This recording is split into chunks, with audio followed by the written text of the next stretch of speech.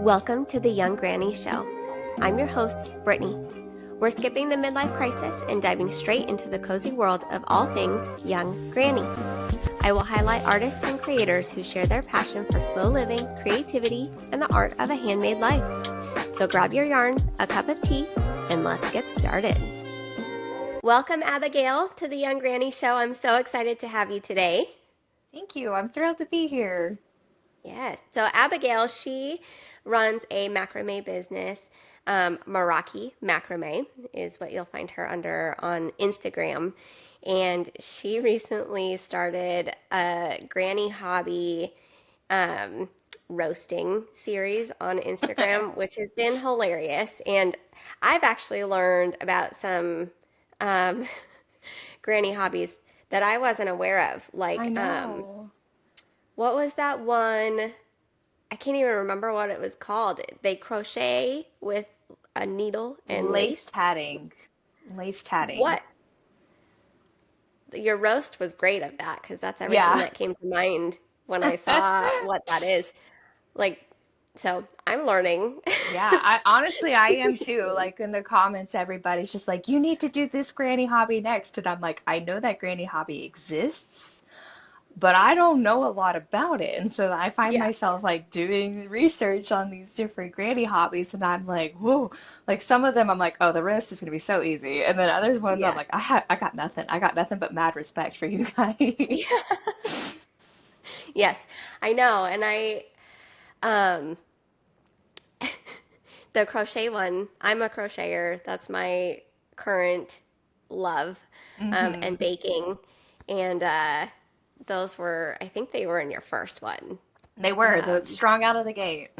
yeah, those were hilarious because every one that I've tried that you've mentioned in those reels, I'm like, yeah, that's part of my personality. Yep. Yeah, I say this In as a granny hobbyist who also has these personality traits. So like when I roast them, it's really just me holding up a mirror to myself. So Yeah, it's done in all love. Before I totally forgot, we jumped right in. I would love to know what is in your comfort cup today. my comfort cup is containing a concoction that I started drinking when I was probably like 15, 16 years old. Yeah. It is called Chocolafi. Okay. And it is coffee with hot chocolate mix stirred in with some cream. And today I put some whipped cream on top with some cinnamon. So it's an incredibly Oh, cozy cinnamon mocha type thing, but yeah. I love it. It's the way I started drinking coffee because as a tender teenager, I couldn't handle straight black. Yeah. I still had a little bit of soul at that point, so I couldn't handle the straight stuff. So Yep. whenever I need a comfort hot beverage, I'm going for Yeah. chocolate. So, I love that. I mean, it's such a teenage girl thing. Like, I don't like that. hmm I'm gonna add chocolate and whipped I'm cream. gonna add chocolate and sugar, and if I'm Yeah. feeling particularly aesthetic, I'll put some cinnamon on top. Yes. That's awesome. I love that. I'm gonna have to try that. I mean, it is like a chocolate mocha, Hmm but like I like your name for it better. Yeah, That's way better. chocolate. I Yeah. ended up, when I was working as a camp counselor during that season, I ended up influencing all of my other staff members to drink their coffee that way. Because they were also like not huge black coffee drinkers, but working as a camp counselor, you absolutely needed You caffeine. absolutely have to. Yeah. So, I coined the phrase chocolafi, and now it's an official camp beverage. So, Yes, that's awesome. What is your chocolate mix of choice? Swiss Miss, Swiss Miss. Swiss Nice. Miss. If With the you little want the marshmallows? I will do the little marshmallows, but my toxic trait is as soon as they hit the like as soon as I mix it up, I'm scooping them out and eating them. Like they Yeah. don't get a chance to marinate. They're just immediately Okay. It's consumed. it's a total texture thing for me. I've got to have the like warm, gooey outside, but still that like Mm-hmm. uh The air crunch. dried like crunch. Mhm. Yeah. I do the same thing. Except I hate the noise I have misophonia. Styrofoam.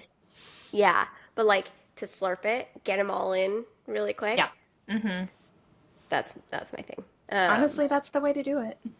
It is. I agree.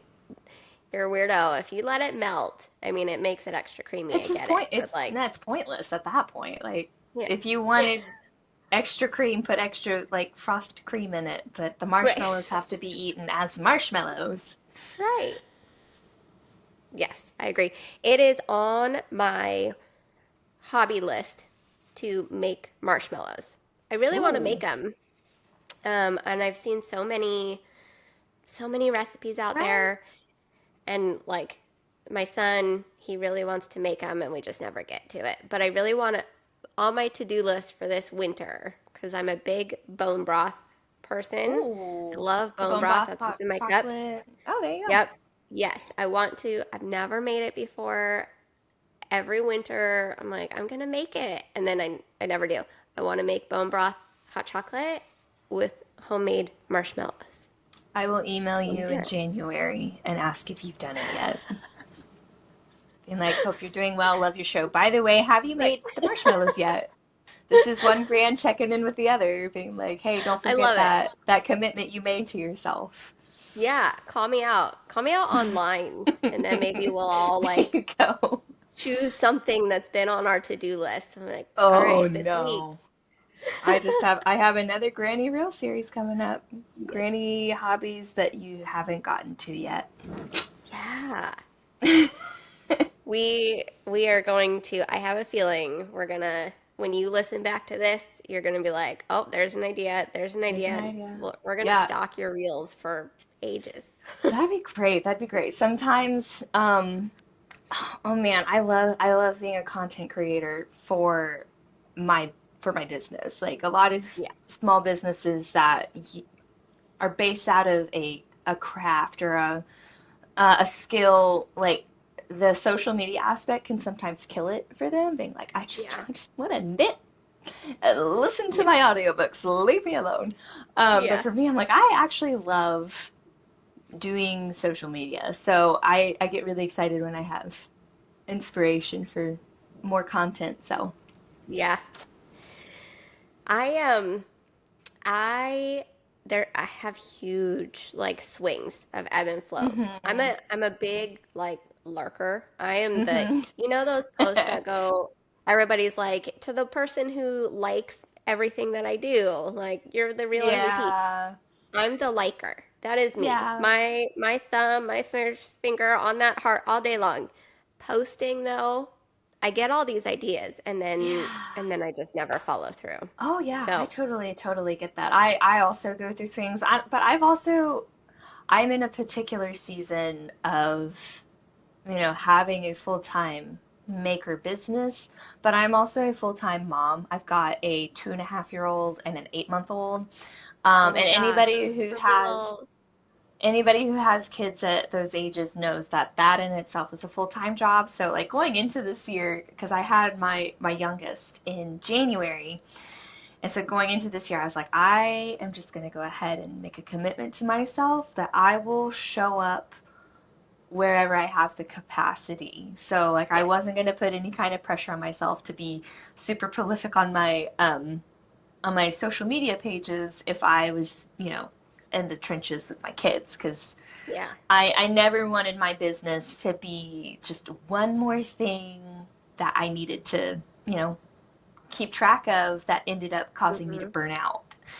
Yeah. Because it brings me a lot of joy. It genuinely does. Yeah. And if at any point like keeping up with it is sucking the joy away from it, that's like an indication for me to take a break from it. However, Yep.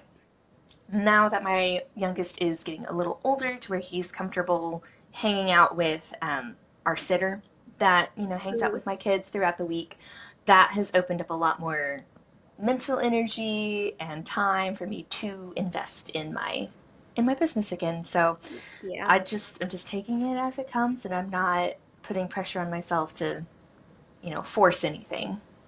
Yeah. Yeah. Which I think is it's so important for people that are creative, which I think Hmm. most people are creative. I think some people more, it's on a spectrum, but like, I think we're all more creative than we think we are. But Oh yeah. I think, especially for creatives, it's so easy to get burnt out or Yeah. like start resenting a certain aspect of Ugh. something Oh, because you're oh my forced goodness. to do it. Especially if you make it a business. Like if it's a business Yeah. for you, then you're definitely going to have those seasons that come up where you're like, I'm starting to not like what I am doing. Like it Yeah. just, the thought of doing it feels more like a burden than a refresher. Hmm. And whenever I start feeling that way, I'm like, oh, that is the first big sign that I need to take a break. Yep. So, and I do. Every time I start feeling that way, I'm like, oh, we need to get to a stopping place, and I'm gonna take however long of a break I need to get back to the Yeah. feeling of creativity. So, That's so important. And like calling out, like you have multiple times now that there's seasons of life, hmm and they can be as short as a day, they can be as long as a couple of years. Um, I think it's really important to pay attention to that and honor that. yes, And sometimes it's uncomfortable, right? You're like, I'm not feeling this season, or I'm feeling forced to do this, and it's not mm, fitting in this season of life, and you're uncomfortable. And you really have to sit with yourself and be like, and make a choice, right? yeah, Is this something that I'm going to power through hmm because it'll ultimately be beneficial for this season of life? Or is this something that I'm going to, table for later? Um, yeah, and those choices are usually really difficult, but really important to like honor yourself and have pride in what you're doing. And yeah. um, I yeah, think I think it's really important that you don't put yourself in a position where resentment and burnout can take root, like in any of your duties, I guess. Like, yeah, obviously, when you've got young kids, it's harder to take a break from them, like you could, a craft or a small yeah, business or work even. Um, yeah, but you can find the balance in the different things that you're carrying and figure out like, okay, is this important to me even though it's causing me stress? yeah, Because if it is, then like hold on to that like feeling of I still like this, just yeah, not right now. And that is yeah, the indication that you just need to set it aside or tone it down or take a yeah. step back until you feel better. I mean, Yep.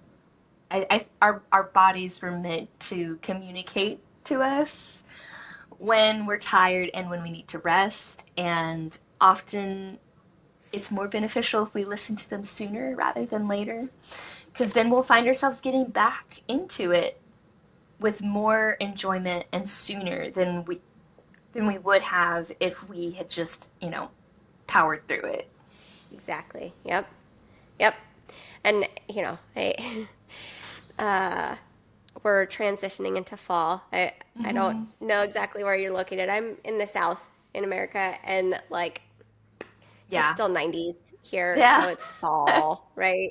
We're Yeah. we won't hit fall until the end of this month, maybe. Into November, But yeah. we're transitioning into fall, and our bodies feel it, right? That's an example of like one of the biggest ways that we can tune into our body. But like you hmm feel this tug to start making different kinds of foods and to dress differently, and hmm you notice things a little bit more, the colors changing on the leaves color changing, and The different chlorophyll things doing its that, thing. yes, exactly. So you start noticing these things. You can do that in your body too, with your craft or with your business, or what have hmm you. And um, I think it's super important, and it's not feasible for everybody to like just check out. If they Yeah, can, yeah. great, do it. But find those little ways. Like I know, um, for crocheting, this is like a silly micro example, but like if I'm making a big blanket and I get and like right now I'm making a wedding present for a good friend, and Oof. it's a big blanket, Yeah. and it consists of all these granny squares. Um, and I think I have to make 90 of them and then join them all together. And like you're doing the same thing over and over and over again, which Yes. sometimes is great. And sometimes you're just like, I cannot make another one of these Another, today. yep, yep. I have 100% been there. Oh. Yeah. But like I have a deadline, right? And I need to get this done. Mm-hmm. And so like the littlest change of like switching the color that I'm working with will give me just enough to be like Yeah. renewed a little bit, you Yeah. know? Change of So scenery. find even the like littlest things that you can to change it up if you can't, Mm-hmm. you know, peace out for a Yeah. little bit. No, I mean there are some projects, some seasons where you're like, I would love to take a break from this, but I can't. Yeah. Um, but you're so right. You can totally find those little ways and where you're like, okay, I can't necessarily set this aside altogether, but I can find little pockets of making this enjoyable for me. And then Hmm. even like having the thought of a deadline. I think a lot of people who take on creative projects can relate with this. Is like we both love and hate deadlines. Like Yes, we hate deadlines because they're like, oh, don't stifle my creativity. But exactly. then we love deadlines because then we'll get into big projects like this, and then we're Yeah. like, I have motivation to get done with this, Yep. or You'll actually finish it.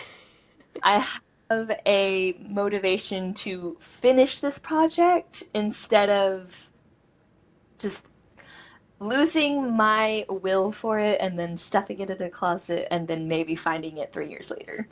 Yep. Yep. Which I think probably happens to a lot of hobbies that we pick up. Yeah, Yeah. I think so. In the first video I did with the granny hobbies, I talked about sewing, and like I came from that row. So my sister sews. My Yeah. sister is a very talented sewist or seamstress, however you want to call yourself. I know there's different definitions for different people. But she is incredibly talented at sewing. Like she'll sew her kids' seasonal outfits every year. And she uses the most adorable patterns and fabrics, and I'm blown away by that talent of hers. I tried sewing when I was in high school, and I started on this tiered skirt, and I had a manic episode with it, as in I did most of it in an entire day, and I got to the last tier and it got butchered. I butchered it and I was so Oh. devastated that I had spent all of this time on this skirt that and then it just didn't have the results I wanted. So I literally just took it off my machine and I balled it up and I shoved it in the fabric closet or whatever, fabric Yeah. corner. And so I was 15 when I started on this skirt, and then 3 years later, I'm 18. I'm cleaning up this corner of our house, and I find the skirt, and I'm like, well, honestly, it was going somewhere. Like I should have just kind of seen myself getting tired and stopped, but Yeah. I kind of like this skirt. So what I ended up doing, I just took off that last layer, that last tier, and it just was a shorter tiered skirt, and I Yeah. loved it, and I still have it in my closet. That's Um, awesome. and I have it in my closet as a reminder of um, you're capable of, problem solving, like an encouraging reminder, but then it's also a sobering reminder of just admire the people that have this talent for sewing and don't try to force it. Like, just, Yeah. I have the one piece that I made to say that I've tried it. Yeah. And so I'll tell people, like, yeah, I've tried sewing, but it took me 3 years to make a ding dang tiered skirt. So I will just sit back in blissful awe of the people who are just whipping up their own wedding dresses like it's Yeah. nothing. My Yeah. sister-in-law sewed her own wedding dress in the span of Oh like my three gosh. months, and I just mad respect Yeah. and slight Yeah. roasts for these people, Yes. because the roasts are made out of jealousy, if I'm being personally honest. Like, I agree. I would love Like, to be able to know my body so well and know my sense of fashion so well to just have the freedom to make my own clothes. I it yeah. I love it. I love that people have that skill and that talent. And maybe when I grow up one day, I'll get back into it and I'll be amazing at it. But for now, I'm just happy tying knots. Yes. Yes. So tell me more about your macrame. Tell me how Yeah. you got started in macrame, what it did for your brain. Tell me Mm. all about that. So I started macrame. The first plant hanger I ever made was out of a branch from a tree that had fallen in our yard after a storm. And my husband was clearing up the debris, and I was like, hey, let me take a stick because I unfortunately see potential in literally everything.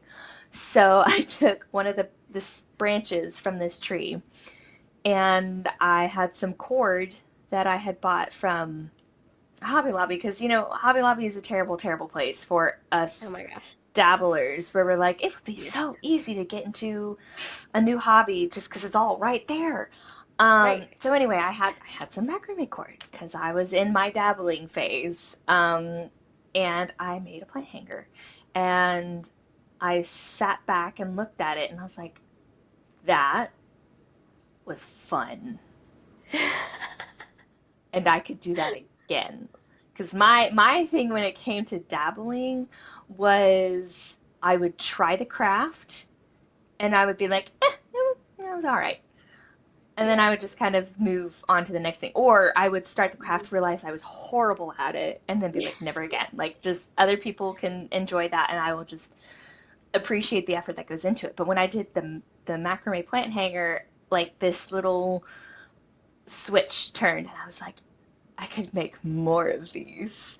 Um, and I ended up just getting more supplies at Hobby Lobby, and I made more plant hangers because I have two cats and a whole bunch of houseplants, and the two of those were not getting along Yeah. at the moment. So it was either the plants had to go up or the cats had to go out, and I didn't like either of those.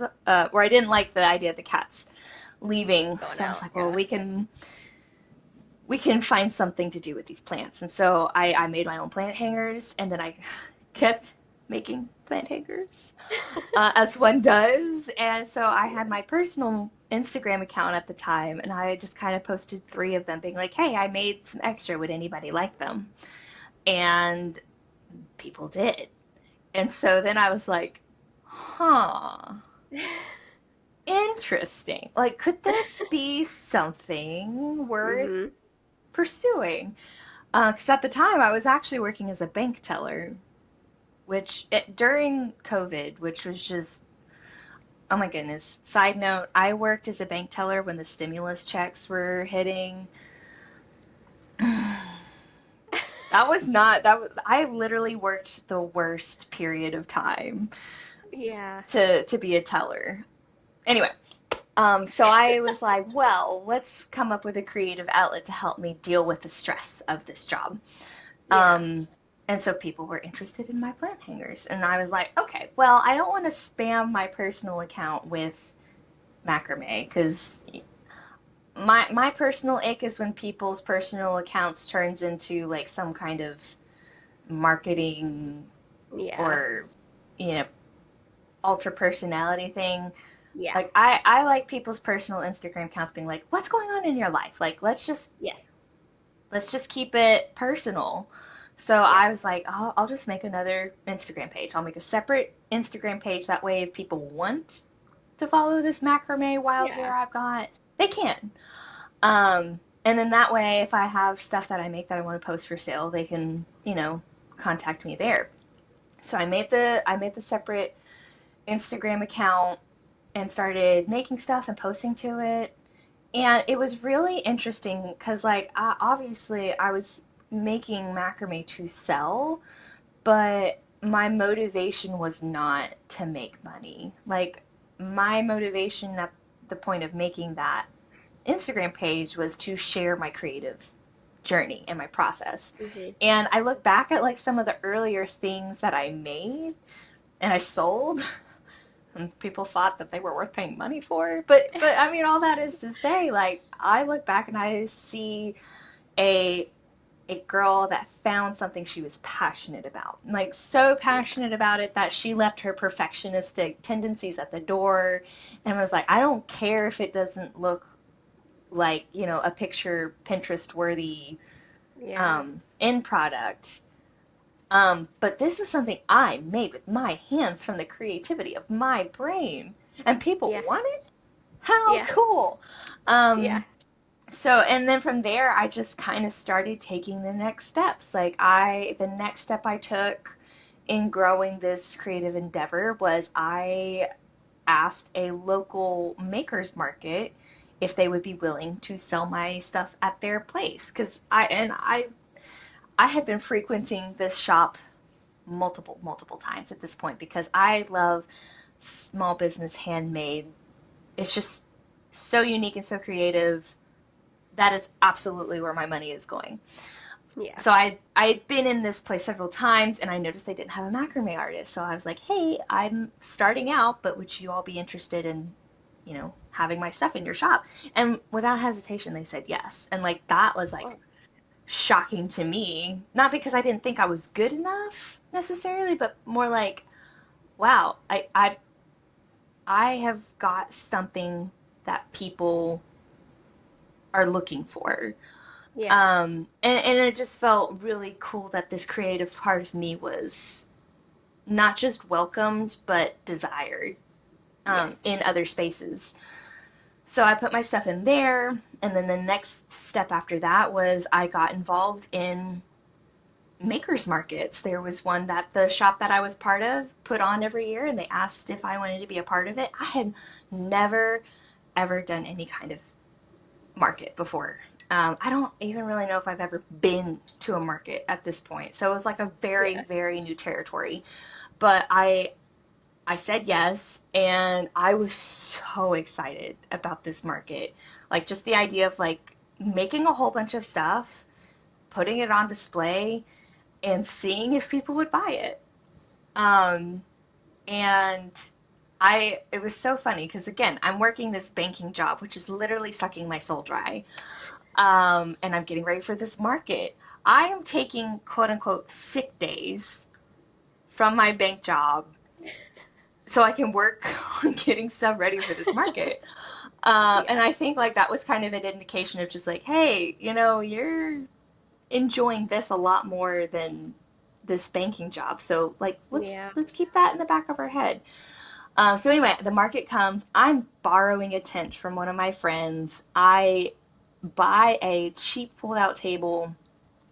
My husband helps put together this really, we'll call it primitive, pegboard display. Like we literally take one of those workshop pegboard things and we Yeah. cut it in half Yeah. and like just kind of like propped it up against the side of the tent legs. Yeah. And with like the little flimsy pegboard metal hook things, I'm hanging stuff off of it. It was by Yeah. no means an aesthetic booth setup. However, people would walk by and they would see my stuff, and people would come into my tent and they would hand me cold hard cash and credit card information for plant hangers Yeah. and wall hangings. I remember the most expensive piece I had at this market, I was so nervous about. It was a mountain tapestry, like a mountain macrame tapestry. I was asking $60 for it. And I was like, who in their ever loving mind would put $60 down for this? And it was really nerve wracking for me putting that piece out for display because Yeah. I never priced stuff before. Like I didn't know what I was doing.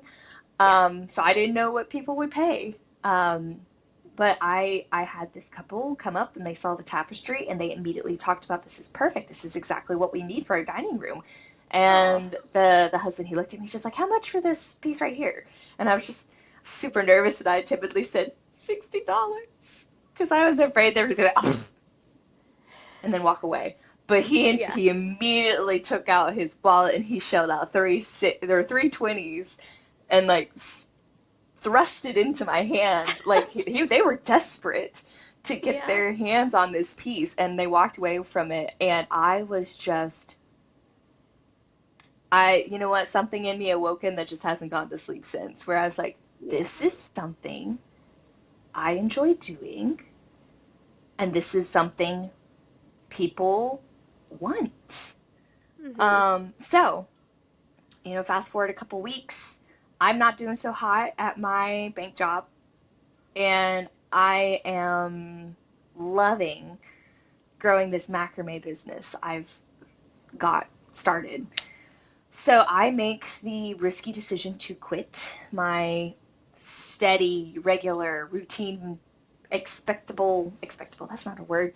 Um, Predictable. There we go. That's the word. I quit this predictable job with a predictable paycheck, with predictable benefits, and I'm putting that entire responsibility on my hands of like, Mhm. all right, it's up to me to make money now. Like it's up to Mhm. me to figure out how to make this interest, this passion of mine into something that's not just self-sustaining but profitable. Yeah. Um, Now, thankfully, my husband does have a routine job and he does have those benefits. So it's not like um, this was a make it or break it kind of decision. Yeah. Um, so I didn't feel the stress of like this has to work, like this has to work or else I'm not eating. Yeah. So like I say that as realizing my situation and making that decision was possible because of that, you know, Yeah. that Yeah. security blanket there. Yeah. However, quitting that job and realizing, oh my gosh, I'm not just doing this for like the 2 hours I've got when I get home. Like I can spend my whole day making macrame. And when I tell you, like, the doors just flew open after that, like, I was able to make my own website. I was able to contact different shops to sell at. I was researching markets. And, basically, I was going anywhere people were telling me yes, which I think was a good move to make as far as, being an early business. Because, you're not going to learn without experience. So, Right. like I was saying yes to things back then that now I would have been like, I think I'll pass. But Yeah. um, I needed to go through those experiences so I could get to the place I'm at now. So Exactly. anyway, I went full time with macrame a couple months after I started the Instagram page. And then I came up to my first holiday season and I was realizing that people were interested in what I was making. They wanted to see my creativity. They were giving me suggestions of have you considered making this? Have you considered selling here? Have you considered, fill in the blank? Yeah. And it was just a completely new world for me because up to this point, like all of my creative hobbies had been hobbies. Like just Yeah. let's try it out. Let's see if I can hone this skill for my own enjoyment. Yeah. But with macrame, it's been very interesting for it to be like, I still consider this a very life-giving passion for me, even though it is my main source of income. Mhm. And I think it's just a perfect situation. And I've had so many opportunities by it. I've gotten connected to so many different amazing small businesses and makers. And I have a renewed appreciation for people who spend time making their craft as perfect as they could possibly make it. Yeah. And just taking the time to learn the skill and teach others the skill or like as a hand maker myself, like everything I do is handmade. There's no machines involved. So everything that is sold from me is a product of my hands. And it Yeah. has given me a renewed appreciation for the other crafts like that, for crochet, for knitting, for sewing, for um, a lot of the other niche granny hobbies that I've been Yeah. discovering where I'm like, hey, in a way, I don't know personally what goes into this to the extent that you do, but I appreciate you taking the time to pursue this passion and make it available to other people if that's, Mhm. what you choose to do. Mhm. So, yeah, it's been great and I don't see myself stopping at any point. So, I don't know if Yeah. that answers your question. That's a very long answer, so No, take that what was you want from amazing. it. Yeah. I on that last note that you were saying, it makes you look at, other hobbies, other things that people make with their hands, kind of with a new lens. Hmm. And I've talked about it before in some of my other episodes where like I started looking at the world around me, the things that I buy or that are Hmm. just in my home. Like I'm in my bedroom right now, I'm looking at my bedspread, right? Like that was made by a machine. And Hmm. like to think about somebody making that, it was like, wow, like that would take so much time and Yeah. dedication and, picking out the fabric and you kind of you look at things with a new reverence. I think Yeah. when you know that it's handmade versus not, and they hold a different energy when you know that they're handmade, and Yeah, my um, grandmother was a quilter. Like I'm looking at the bed in yeah, this room right now, and it's got a yeah, quilt that my grandmother made on it. And yeah, she made quilts for all of her grandkids, all of her aw, kids, like when they got married. Like so, she bled quilts. You cut her, yeah, a quilt would bleed out. yeah, And like for me, that's an incredible legacy of that's a part of her that's going to live on forever, or as long as the yeah, quilt does. And yeah, when the quilt decides to stop being a quilt, I'm going to turn it into a shacket, as I mentioned in my video.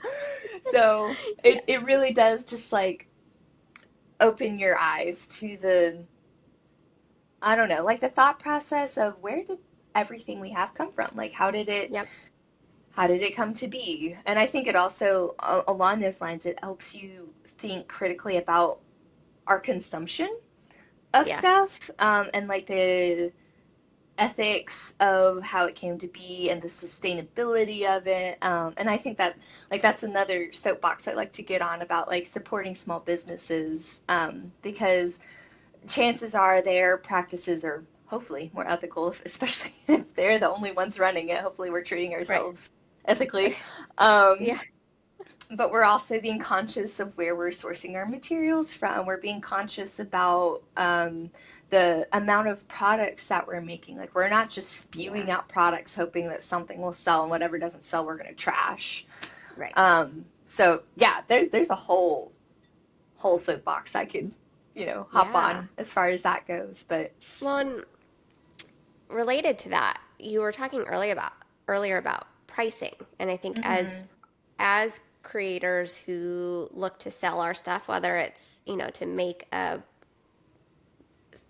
income out of, or just solely mhm, to cover your costs so that you can buy yeah, more materials to like keep making. yeah, apply to the um, next market or pay the next exactly. vendor booth fee. Yeah, exactly. It is so hard for us to price our stuff because It's my when least you're favorite part. thinking about it's so hard. You have to take into account, where you're located, what type of venue you're selling at, who's going to be Hmm. your customer there. You've got to take into account your materials, your time, your skill level, um, and then you know the value of it. That's Hmm. that's not exactly what I want to Market say, but like value? market value and um, how much people are gonna want it versus how Yeah. many items there are to buy of it. Yeah. All It of those is things.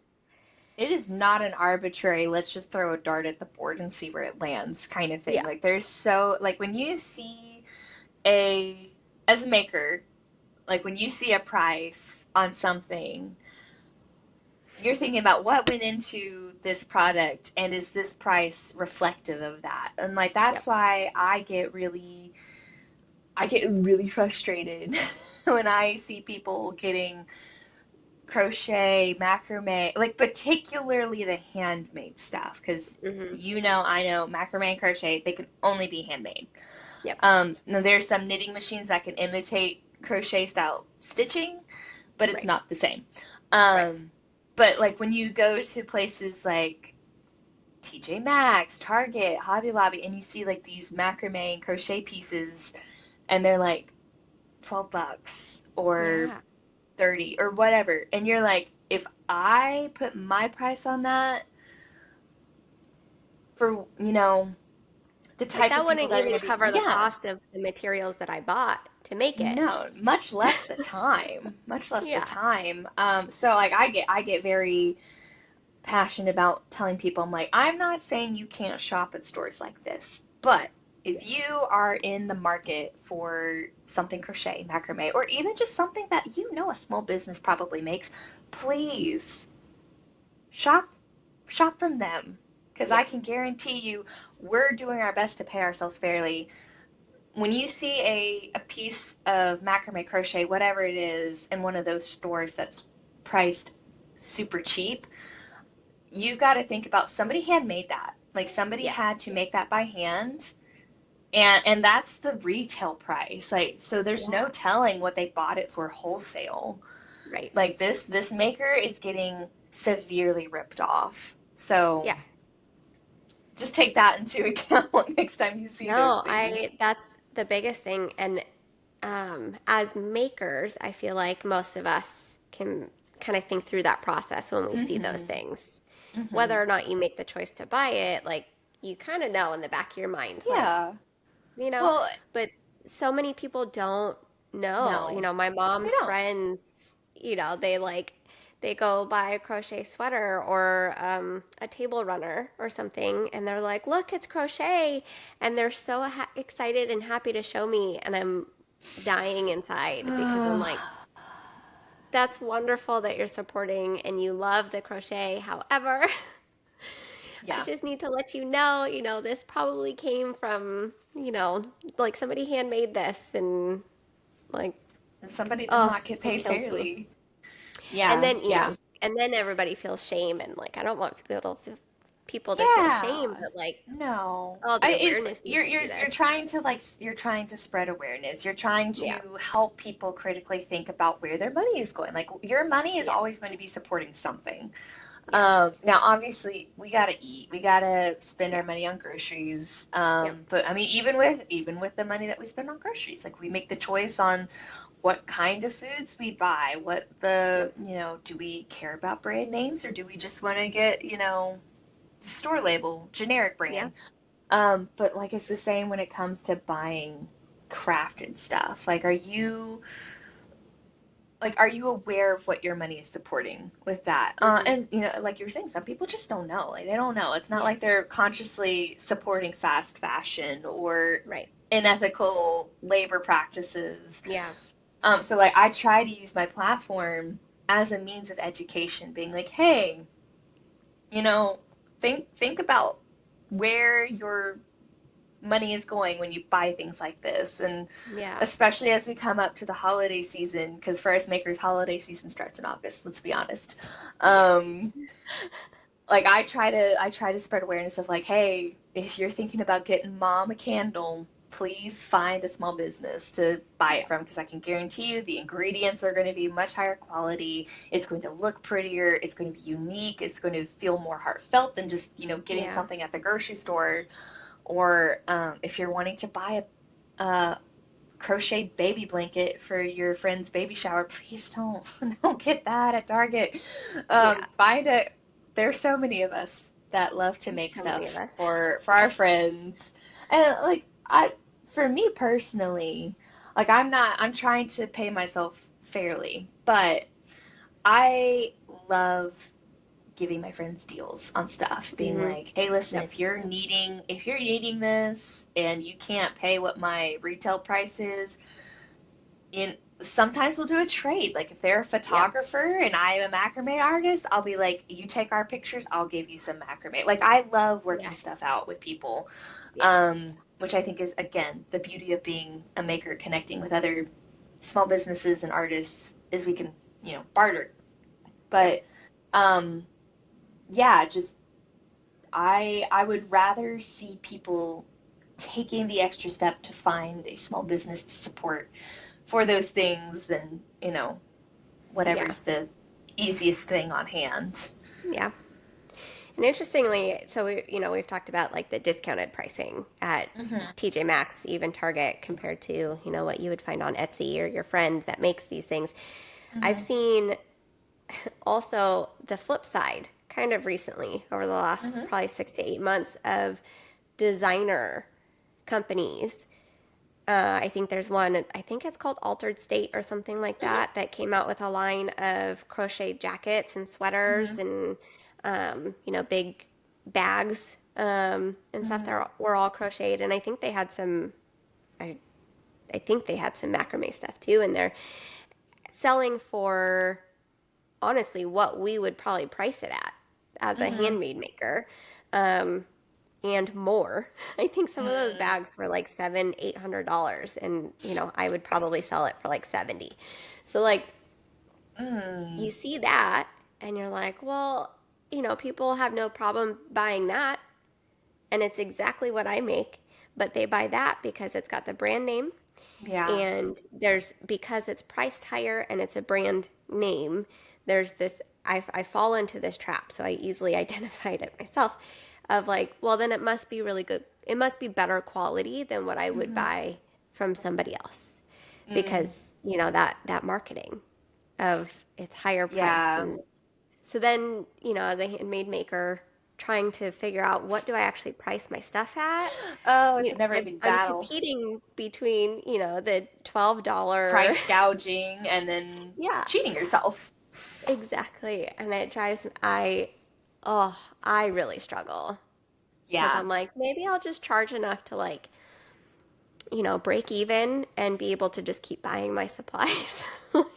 Yeah, But it's then, but it's then you run really into, I'm also gonna, harm other makers yeah. that are also, that are maybe trying to or needing to make it more Yeah, of a business than I am. Oh, I it's hear you hard. on that. I will say, like, because a bit of encouragement I will give to people who feel that same, like, I don't want to take business away from another maker. Like that's coming from a good place in your heart, but that Yeah. is going to definitely undermine you. It's Yes. going to undermine your creativity. It's going to undermine your sense of self-worth and value. Yeah. And that's going to honestly, it's going to impact the quality of your work too. Because there's always going to be another maker out there. There's always going to be somebody else who's doing macrame. There's always going to be somebody else who's doing crochet. But I think when it comes to makers selling their goods, like you are the person that made the product that they're looking for. And it really does take a mindset shift to intentionally shop small. Because if you're shopping with the mindset of I'm just looking for what's convenient, well, if that's their mindset, then yeah, they're going to go find somebody else. They're going to go Yeah. shop at TJ Maxx. They're going to go shop at Hobby Lobby. They're not concerned about where the product came from or who the product is supporting. All they want is the product in their hands for their purposes. Yeah. So, like, that's why I try to address the mindset of shopping small and shopping handmade, because when you've got that mindset, then you're going to see the person who made the product that you're wanting rather than just the product itself. Yeah. So that being said, like when you are making something, like you've worked hard on your crochet creation and you're putting a price on it, um, you shouldn't, like, obviously you need to have the conscientious um, decision of I want this to actually sell. So you're not Yeah. going to put an altered Right. state price on it, if you will. Yeah. But at the same time, you shouldn't think about competing with other makers because they've got their customer base and you've got your customer base. Hmm. And your customer base is more concerned about supporting you than they are about finding the biggest deal. And something that I've noticed as a supporter of shopping small, as someone who shops small herself, Mm-hmm. is like I'm supporting my friends in this. And then Yeah. also when I use their product, say it's a candle or soap, like I know what I'm getting every single time. I love what I've got and it's predictable and um like yeah, I know there's other candles out there. I know there's other soaps. But when I get their particular product, it's almost I don't know, it's like a comfort purchase for me being like I know exactly what Yeah. I'm getting. I'm very happy with the quality, so like why would I stress myself out about finding something Yeah. different that could possibly be cheaper? So Yeah. that's why I try to educate people on like shopping small is a mindset, not a, you know, choice of convenience. Yeah. Yeah. Absolutely.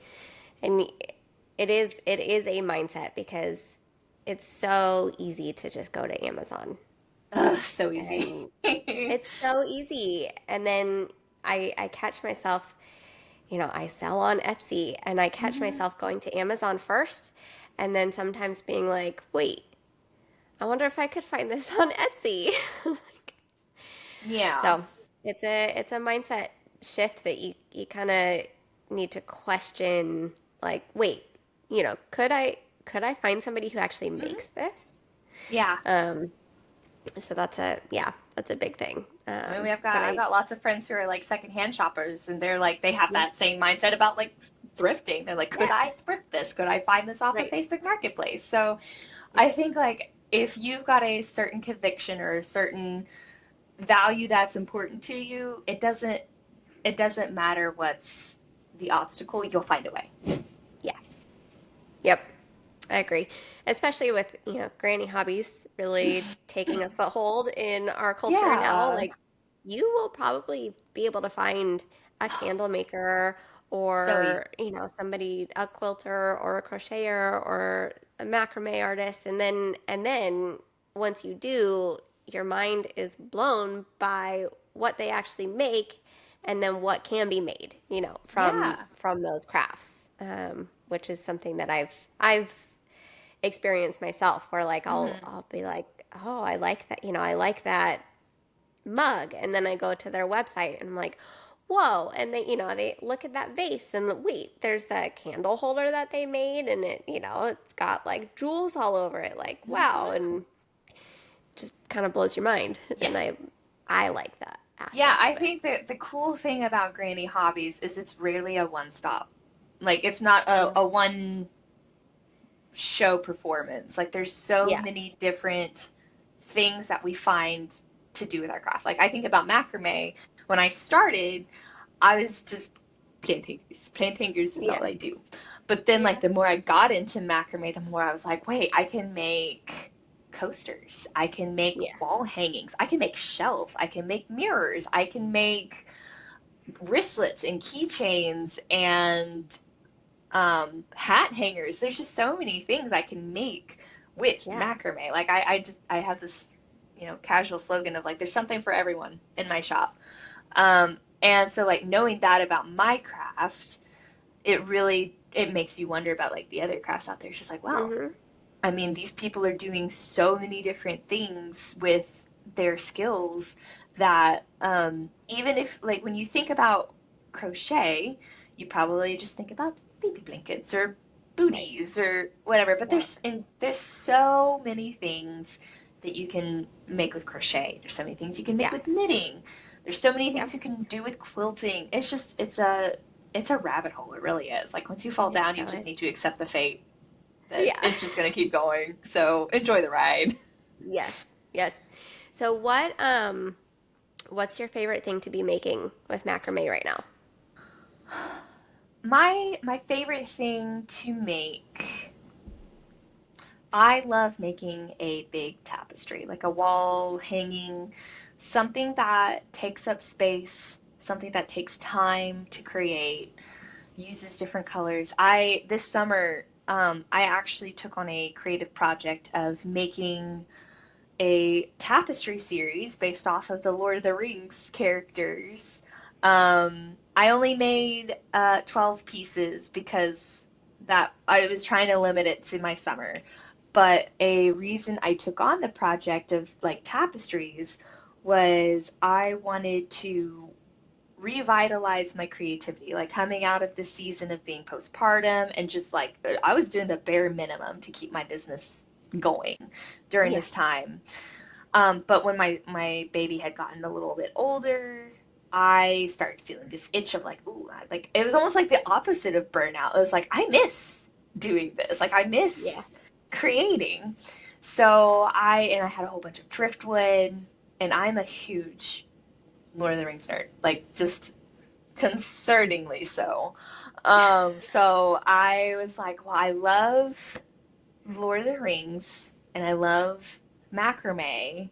So I wanted to take on the creative challenge of can I make pieces that reflect different characters? Like if somebody who has like just a basic knowledge of the Lord of the Rings, like if they were to look at a piece and say, I see Legolas, that's definitely a Legolas piece right there. There's no doubt about it. So, Yeah. and that was a fun project because it was different characters had different attributes, and so I was able to make smaller pieces for like the hobbits, and then I made like really elegant pieces for the elves, and then I made more like bold pieces for the men, and then I made a piece for Gimli, and honestly that was such a delightful piece to work on. But like the more I worked on those pieces, the more I'm like, wow, like this is really stretching me as an artist, which that's always reassuring for me to experience. Like Yeah. I've been doing macrame. It will be 5 years this coming March. And so it's always refreshing to take on a project that stretches me creatively to where I'm like, I'm not there. As in, like, I've not gotten to the point of I've learned all there is to learn, so I'm just, gonna plateau. Yeah. Um, but taking on that project and coordinating different materials and colors and taking all of the skills that I have learned up into this point in my creative business and, practicing them and growing them. So, to answer your question, learning how to tell a story with my macrame has been a delightful experience for me this year. And taking those skills that I've learned through that project and then incorporating them into my newer work is always exciting for me to know Yeah. that I'm continuing to grow and get better at what I do. And I never want to have the attitude of like I've learned it all. Like everybody can Yeah. just settle Yep. down now. Yeah. I love that. I love that. What is another source of inspiration you're having? So, Lord of the Rings was hmm one. What are some things that you may or may not work on, but that are like you have an itch to draw inspiration from? Yeah, I think for me it is I want to learn how to incorporate different colors together that I wouldn't normally pair. Mm. Mm-hmm. Something I've always loved about my macrame is I use super colorful cord. And the cool thing about my macrame side note, like going back to the whole sustainability thing, like my material is Yeah. recycled cotton cord. Like it's made from textiles that would otherwise be thrown into a landfill or shipped overseas, but this company takes it, they strip it down, and they restring it into cord. So, Cool. um, Yeah. really cool. And the neat thing about that is that it comes in so many different colors. And so, something I want to get better at is breaking out of traditional color combinations. Yeah. Like we have like our earth tones, we have our pastel tones, and I'm like, well, what if we like, I like this color, I like this color, and I like this color too. Together, you wouldn't think that they look good, but when you put it into a piece, I think it makes a difference now that I'm confident in my patterns. Like Mm-hmm. the stuff I make, it looks intentional. I mean, I could see the flaws in it if there are flaws because, I'm the one that made it. But like if you were Yeah. to objectively look at it, you're like, yeah, that's obviously made by somebody who knows what they're doing. So like Yeah. knowing that I'm confident in my skill set, I can now venture out into an area that I might not be comfortable with initially. But then taking my skills that I am comfortable with, it helps me, I don't know, be confident and brave in trying something that, in my mind's eye, wouldn't necessarily go together until I see it all Yeah. in the completed form. Yeah. It's funny that you mentioned that because as a crocheter, that's something that I've been working on too. Because I Hmm. see all these, beautiful blankets and stuff. I'm like, or people ask, you know, look at this, color palette that I have. Should I take this and add it or take this out? And I'm like sitting there like those colors, I would never put those colors together. I don't know that they're going to work. And then they show their completed piece. And I'm like, that's stunning. Hmm. I would have never, put orange and mint green together, but it's stunning. I know. So, that's a way that I am stretching myself as Hmm. well. Yeah. So that resonates with me. Last question before we go, circling all the way back to your granny hobby series, Hmm. learning about all of these granny hobbies. What is one that you've learned about so far that you're like, you know what, I think I want to try that one? Hmm. Honestly, they're all really, I could see them becoming consuming lifestyles. So like I have to be careful about I have to be careful about dabbling because for me it's like Yep. if I get into it, I've got to be prepared to um to To just make it your commit. whole personality. Yeah, Yeah. yeah.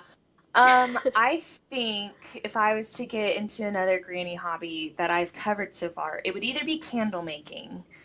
Um, and my niche with candle making was it would be I would use vintage teacups from like thrift stores or antique stores, and I would make Yep. candles out of them because then people could use the teacup when they're done with the candle. Yeah. Um, I had a few like that, and I loved them. So Yeah. either candle making or if I had the space, I would probably try and pick up sewing again. Yeah. Oh, I would probably pick up sewing again because in hindsight, I think one of my biggest frustrations was I just wasn't patient with myself. I didn't pace myself, and I had unrealistic expectations of what I wanted the product to look like. So having done a craft for several years now and moved past the frustrating learning point of it, I could see how getting past that initial block would yield to a world of opportunity. So Yeah. if I had more space in my house and more time, I would probably try sewing again. Yeah. So Yeah. candle making and sewing. Awesome. I love that. I love that. Abigail, if people want to find your Instagram or your artwork, what are all the channels they can find you at?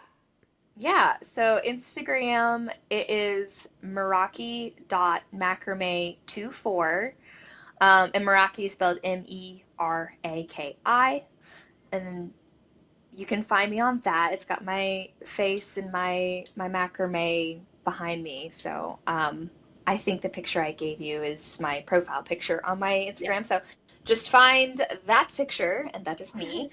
And then my website is shopmerakimacrame.com. So again, that's just shopmerakimacrame.com.